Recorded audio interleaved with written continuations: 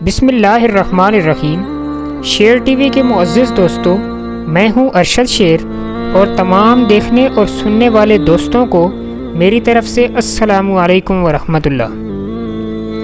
دوستوں، سابقہ چند ویڈیوز میں آپ کے سامنے سلسلہ خلفائے راشدین میں سیدنا ابو بکر صدیق رضی اللہ تعالی عنہ اور سیدنا عمر فاروق رضی اللہ تعالی عنہ کے بارے میں تفصیلاً بیان کر چکا ہوں۔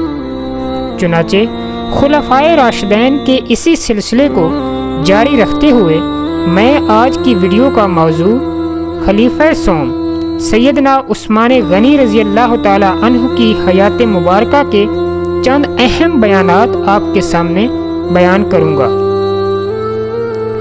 دوستو، حضرت عثمان رضی اللہ تعالی عنہ قریش کی مشہور شاخ بنو امیہ سے تعلق رکھتے تھے۔ 5ویں پشت پر آپ کا نسب نامہ نبی پاک سے مل جاتا ہے۔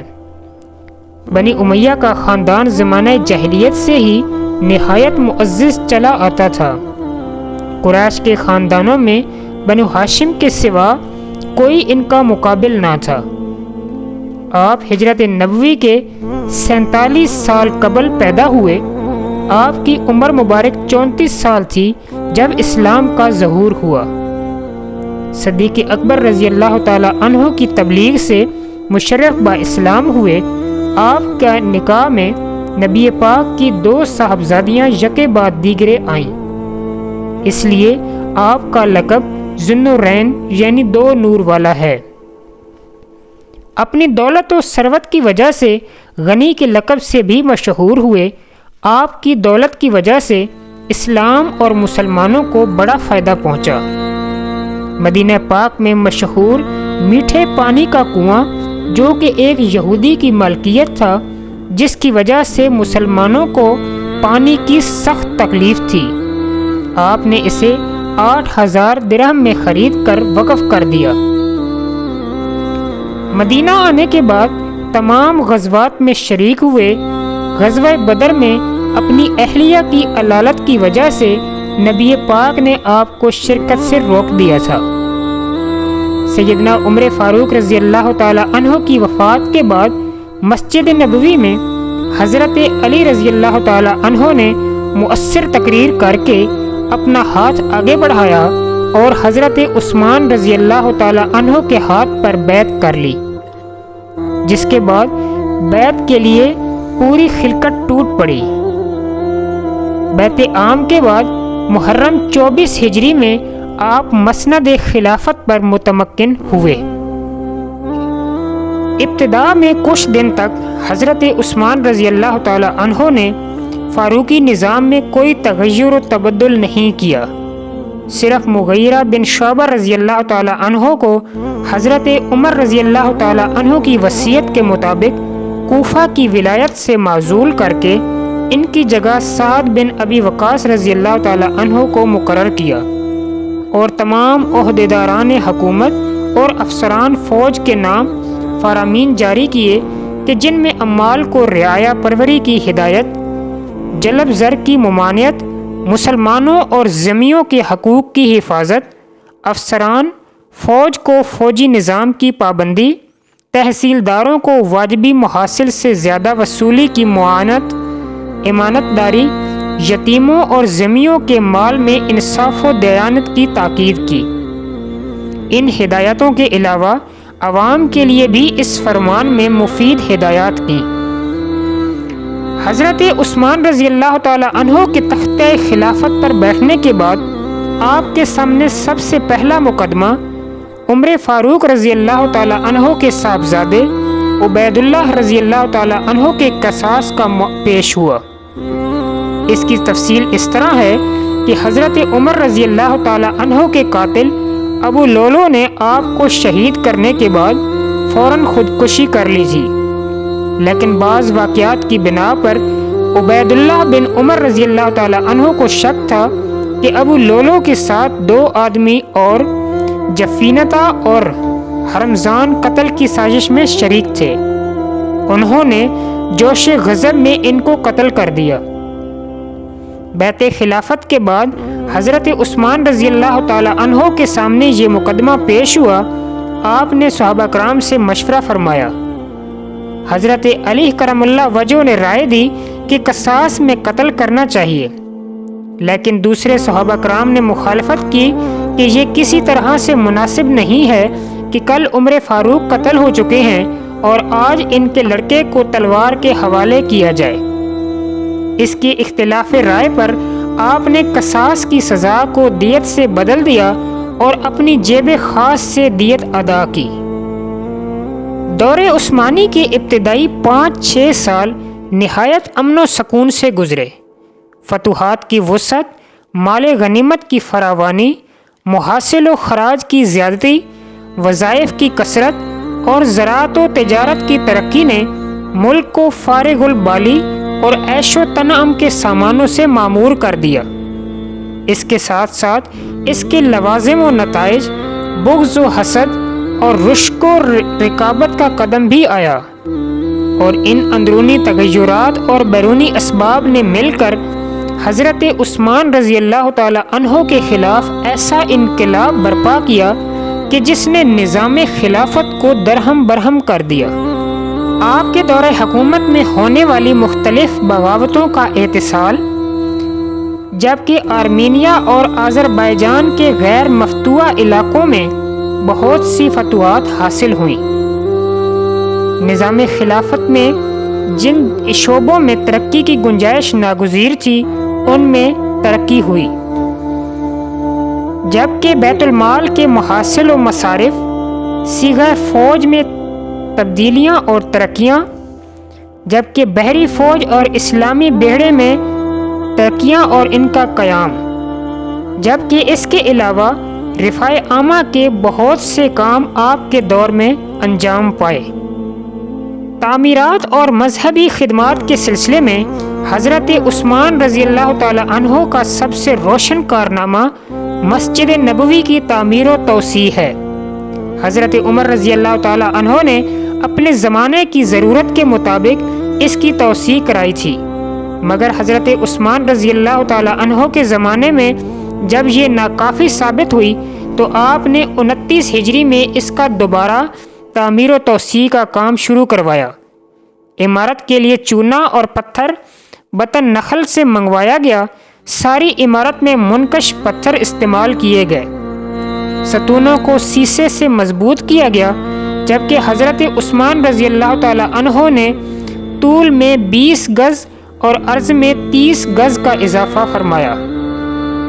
مذہبی خدمات کے سلسلے میں آپ کا سب سے اہم کارنامہ مسلمانوں کو ایک کرت اور ایک مذہب پر متحد کرنا ہے۔ کتابی صورت میں کلام اللہ کی تدوین حضرت ابوبکر رضی اللہ تعالی عنہ کے زمانے میں ہو چکی تھی، لیکن اس کی اشاعت نہ ہو پائی تھی۔ کلام اللہ کے بعض الفاظ کا املاء اور ان کا تلفظ مختلف طریقوں سے ہو سکتا ہے، چنانچہ مختلف صحابہ کرام املاء اور تلفظ مختلف طریقوں سے کرتے تھے، لیکن اس سے معنی پر کوئی اثر نہ پڑتا تھا۔ اس لیے صحابہ کرام میں اس خفیف کی کوئی اہمیت نہ تھی، لیکن نو مسلم اجمیوں میں جن کی مادری زبان عربی نہ تھی اس کی بڑی اہمیت ہو گئی تھی۔ ہر مقام کے لوگ اپنی قرأت کو صحیح اور دوسری کی قرأت کو غلط سمجھنے لگے۔ حضرت حذیفہ بن یمان رضی اللہ تعالیٰ عنہ ایک جہاد میں شریک ہوئے۔ انہوں نے اہل عجم کا یہ اختلاف دیکھا تو انہیں خوف پیدا ہوا کہ کہیں قرآن میں اختلاف نہ پیدا ہو جائے۔ چنانچہ انہوں نے واپس آ کر حضرت عثمان رضی اللہ تعالیٰ عنہ سے عرض کیا کہ اے امیر المومنین، اگر جلد اس کا تدارک نہ کیا گیا تو عیسائیوں اور رومیوں کی طرح مسلمان بھی اللہ کی کتاب میں اختلاف پیدا کر دیں گے۔ ان کی توجہ دلانے پر حضرت عثمان رضی اللہ تعالی عنہ نے عہد صدیقی کا مدون کیا ہوا نسخہ جو حضرت حفصہ رضی اللہ تعالی عنہ کے پاس موجود تھا اس کو منگوایا اور اس کی نقلیں کرا کر تمام ممالک اسلامیہ میں بھجوائیں۔ اس کے علاوہ اور کلام اللہ کے جو نسخے تھے انہیں طلح کرا دیا۔ اس سے ساری دنیا کے مسلمانوں کا اتفاق ایک قرآن پر ہو گیا۔ دوستو، حضرت عثمان غنی رضی اللہ تعالی عنہ کے عہد خلافت میں مختلف علاقوں میں فتنہ اور بغاوتوں کی لہریں اٹھیں اور آخرکار باغیوں نے آپ کو مظلومیت کے ساتھ شہید کر دیا۔ میں آپ کے سامنے اس فتنہ کے اسباب اور مفسدین کی کارروائیوں کا جائزہ آپ کے سامنے پیش کروں گا۔ سب سے پہلے فتنہ کے اسباب۔ صحابہ کرام کی وہ نسل کہ جو براہ راست نبی پاک سے فیض یاب تھی تقریباً اس دور تک ختم ہو چکی تھی، اور اس نسل سے جو چند ایک افراد موجود تھے وہ بھی قبر سنی کی وجہ سے گوشہ نشین ہو رہے تھے۔ بہت سے نئے علاقے مملکت اسلامیہ میں شامل ہو چکے تھے اور ان علاقوں میں مسلمان ہونے والے افراد ابھی پوری طرح سے اسلام کی حقیقی روح کو نہ پا سکے تھے۔ بہت سے اجمی علاقوں کے لوگ عربوں کی فتوحات کو دل سے تسلیم نہیں کر پا رہے تھے اور ان میں اپنے علاقوں پر عربوں کی قبضہ کی وجہ سے انتقامی جذبات پروان چڑھ رہے تھے۔ حضرت علی رضی اللہ تعالی عنہ کے نکاح میں کسرا فارس یزدجر کی بیٹی شہر بانو تھی۔ اس وجہ سے اہل فارس حضرت علی رضی اللہ تعالی عنہ کو ساسانی خاندان کا وارث قرار دیتے ہوئے ان کی خلافت کے حق میں تھے۔ عبداللہ بن سبا نامی ایک یہودی بظاہر مسلمان ہونے کے باوجود درپردہ سازشوں میں مصروف تھا۔ بہرحال شہید قرآن حضرت عثمان رضی اللہ تعالی عنہ کی مظلومانہ شہادت کے پیچھے ابن سبا کی شر انگیزیاں شامل تھیں۔ عبداللہ بن سبا یہ ایک یمن کا رہنے والا ایک متعصب یہودی تھا۔ 25 ہجری میں بظاہر اسلام قبول کر کے اس نے مختلف علاقوں کے دورے کر کے فتنے کے بیج بونا شروع کیے۔ اس فتنہ کا آغاز اگرچہ حضرت عمر فاروق رضی اللہ تعالی عنہ کے عہد میں ہو چکا تھا، لیکن حضرت عمر فاروق کی طبیعت کی سختی کی وجہ سے یہ فتنہ پوری طرح سر نہ اٹھا سکا۔ البتہ اس حد تک ضرور ہوا کہ مجوسی ابو لولو فیروز کے ہاتھوں حضرت عمر فاروق رضی اللہ تعالی عنہ کو شہید کروانے میں کامیاب ہو گئے۔ حضرت عثمان رضی اللہ تعالی عنہ فطری طور پر نرم طبیعت کے مالک تھے۔ آپ کی نرمی اور درگزر کی وجہ سے مفسدین کو آپ کے عہد میں اپنی شر انگیزیوں میں اضافہ کرنے کا موقع ملا۔ ابن سبا کو مصر میں کافی زیادہ کامیابی ہوئی اور وہاں اس نے حضرت علی رضی اللہ تعالی عنہ کے خلافت کے حقدار ہونے کے نعرے کے ساتھ اچھی خاصی جماعت بنا لی تھی۔ ابن سبا 32 ہجری میں بصرہ گیا۔ یہاں اسے حکیم بن جبلہ نامی ایک فتنہ ساز کا ساتھ بھی مل گیا۔ مصر کے گورنر حضرت عبداللہ بن عامر نے اس کی کارروائیاں معلوم ہونے پر اسے یہاں سے نکال دیا۔ ابن سبا 33 ہجری میں کوفہ پہنچا۔ یہاں بھی اسے اچھی خاصی کامیابی ہوئی اور اسے مالک الاشتر، ساسا، ابن کعب کمیل جیسے سازشی مل گئے۔ یہاں بھی اس نے اچھی خاصی جماعت بنا لی۔ ابن سبا نے مدینہ پہنچ کر یہاں بھی شر انگیزی کی کوشش کی، لیکن یہاں پر اس کو کامیابی نہ ہوئی۔ اس شر پسند عناصر اور بلوائی جماعت نے مدینہ پاک پر 35 ہجری میں 3 مرتبہ یورش کی، یہاں تک کہ انہوں نے خلیفہ سوم کی معزولی کا مطالبہ شروع کر دیا، جس کے جواب میں آپ نے فرمایا کہ اللہ نے جو چادر مجھے پہنائی ہے میں اسے ہرگز نہیں اتاروں گا۔ بالآخر بلوائیوں نے آپ کے گھر کا محاصرہ کر لیا۔ ابتدا میں آپ کو نماز کے لیے مسجد میں جانے اور خود بھی آپ کے پیچھے نماز ادا کرنے کی اجازت دیتے رہے۔ ایک روز بلوائیوں نے خطبہ جمعہ کے دوران بالکل اچانک آپ پر پتھراؤ شروع کر دیا۔ جہجہ نامی ایک ملعون نے عصائے نبوی آپ سے چھین کر توڑ دیا اور آپ پتھراؤ سے بے ہوش ہو گئے۔ صحابہ کرام میں بلوائیوں کی کارروائیوں پر کافی بے چینی پائی جاتی تھی۔ اس واقعے پر کئی صحابہ کرام بلوائیوں کے مقابلے کے لیے نکلے، لیکن خلیفہ سوم اپنی وجہ سے کسی کا خون نہیں بہانا چاہتے تھے۔ حضرت عثمان رضی اللہ تعالی عنہ نے اپنے لیے لڑنے کی اگرچہ کسی کو اجازت نہ دی، لیکن بہت سے صحابہ کرام اور ان کے صاحبزادے بہرحال آپ کے مکان پر پہرا ضرور دیتے رہے۔ اب بلوائیوں نے محاصرہ شدید کر دیا اور مسجد میں آنے پر بھی پابندی لگا دی، یہاں تک کہ آپ کی پانی تک کی رسائی بند کر دی گئی۔ بلوائی پانی پہنچانے کی صحابہ کرام کی کوششوں کو سختی سے روکتے تھے۔ محاصرے کے دوران ایک روز حضرت عثمان رضی اللہ تعالیٰ عنہ نے اپنے گھر کی چھت سے بلوائیوں کو خطاب کرتے ہوئے بحر روما کی خرید، مسجد نبوی کی توسیع، تبوک کے موقع پر سامان کی فراہمی، بیت رضوان میں نبی پاک کا اپنے ہاتھ کو حضرت عثمان کا ہاتھ قرار دینا اور اپنے لیے جنت و شہادت کی بشارتوں کا ذکر کیا۔ بلوائیوں نے سب کچھ تسلیم کرنے کے باوجود محاصرہ ختم کرنے سے انکار کر دیا۔ محاصرے کے دوران ایک رات خواب میں نبی پاک کا دیدار ہوا۔ آپ نے خواب میں حضرت عثمان رضی اللہ تعالیٰ عنہ کو اگلے دن افطاری اپنے ساتھ کرنے کا کہا۔ صبح اٹھ کر حضرت عثمان رضی اللہ تعالیٰ عنہ کو یقین ہو گیا کہ آج شہادت مل جائے گی۔ عام معمول سے ہٹ کر کرتا تہبند کی بجائے پاجامہ پہن لیا کہ کہیں بلوائیوں کی کارروائی سے عریاں نہ ہو جاؤں، اور نوافل اور تلاوت قرآن حکیم میں مصروف ہو گئے۔ دروازے پر صحابہ کرام پہرا دے رہے تھے۔ باغی عقبی دیوار پھاند کر گھر میں داخل ہوئے۔ محمد بن ابو بکر نے آپ کی داڑھی پکڑی۔ آپ نے اسے شرم دلائی کہ تیرا باپ اس داڑھی کی بہت حیا کرتا تھا۔ یہ شرمندہ ہو کر ایک طرف ہو گیا۔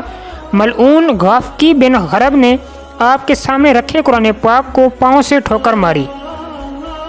کنانہ بن بشر نے پیشانی پر لوہے کی لٹھ ماری۔ عمرو بن الحاق نے سینے پر سوار ہو کر نیزے کے وار کیے۔ آپ کی اہلیہ حضرت نائلہ دفاع کے لیے بڑی تو سودان بن حمران نے تلوار کا وار کیا، جس سے ان کے ہاتھ کی 3 انگلیاں کٹ گئیں۔ پھر اسی نے آگے پڑھ کر خلیفہ سوم کو شہید کر دیا۔ انا للہ و انا الیہ راجعون۔ آپ کے خون کا پہلا قطرہ قرآن حکیم کے اوراق پر گرا۔ آپ کے 2 غلام بھی آپ کا دفاع کرتے ہوئے شہید ہوئے۔ قاتلین عقبی دیوار سے ہی واپس ہو گئے۔ یہ سانحہ 18 ذوالحج 35 ہجری بروز جمعۃ المبارک بعد نماز عصر پیش آیا۔ قاتلین کے عقبی دیوار سے آنے اور ادھر سے ہی واپسی کی وجہ سے دروازے پر اس وقت پہرے کے لیے موجود حضرت حسن، حضرت حسین، حضرت محمد بن طلحہ اور حضرت عبداللہ بن زبیر رضی اللہ تعالی عنہما وغیرہ کو علم نہ ہو سکا۔ قاتلین کی واپسی کے بعد حضرت نائلہ نے چھت پر سے آواز دے کر انہیں اطلاع دی۔ بلوائی حضرت عثمان رضی اللہ تعالی عنہ کے جنازے میں بھی رکاوٹ ڈال رہے تھے۔ ہفتے کی رات صرف 17 افراد اس عظیم خلیفہ کا جنازہ پڑھنے اور تجہیز و تکفین میں کامیاب ہو سکے۔ نماز جنازہ باختلاف روایت حضرت زبیر یا حضرت جبیر بن مطعم رضی اللہ تعالی عنہما نے پڑھائی۔ خلیفہ سوم کی شہادت در حقیقت تنہا آپ کی شہادت کا واقعہ نہ تھا، بلکہ وحدت اسلامی کی شکست اور مسلمانوں کے شیرازہ کی برہمی کا حادثہ تھا۔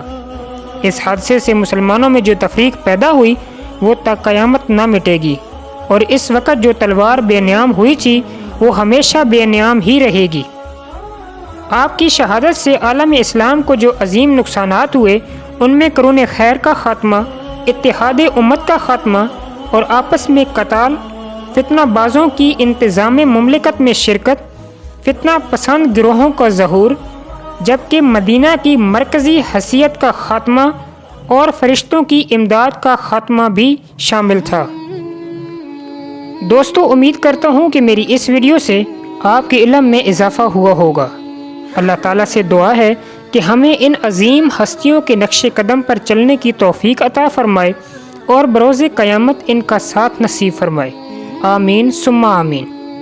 میں آپ کی خدمت میں ایک نئی ویڈیو کے ساتھ حاضر ہوں گا۔ تب تک کے لیے اجازت دیجیے۔ اللہ حافظ۔